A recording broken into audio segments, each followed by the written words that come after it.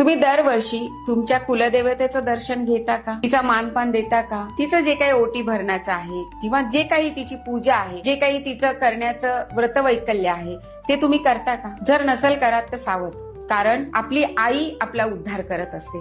आपल्या कुळाचा उद्धार करण्यासाठी कुलदेवता ही आपल्यासाठी सज्ज होऊन बसलेली असते. पण तुम्ही जर तिच्याकडे दुर्लक्ष केलं तर तुमच्या कुळावर संकट यायला सुरुवात झालेली असते आणि ही संकट तुम्हाला कळत नाहीत. पण नाक दाबलं की तोंड उघडतं. तसं तुमच्या संततीला जेव्हा हे त्रास व्हायला सुरुवात होतात तेव्हा ती तुम्हाला आठवायला लागते आणि ही आठवणं फार गरजेचे आहे. समजा तुमच्या मुलांची लग्न झाली, ती मुलं लग्न होत नाही, बरं झाली तर झाल्यानंतर सुद्धा वैवाहिक जीवनात येणाऱ्या अडचणी ह्या सगळ्याला कारणीभूत असते तुमची आई, म्हणजे तुमची कुलदेवता. ही तुमचं वाईट नाही करत, पण तिचा मानपान द्यायला तुम्ही विसरलेले असतात. तर नक्की लक्षात ठेवा, जर तुमच्या कुळामध्ये कुळ वाढत नसेल, वंश वाढत नसेल, वंशवेल वाढण्यासाठी काही अडचणी येत असतील, संततीमध्ये बाधा असतील, संतती अतिशय वेगळ्या प्रकारची जर निर्माण झाली असेल किंवा बौद्धिक क्षमता नसेल, एन प्रकाराने संततीमध्ये बाधा असेल किंवा तुमच्या प्रगतीमध्ये अडचणी येत असेल, तर नक्की तुम्ही तुमच्या कुलदेवतेला न विसरता दरवर्षी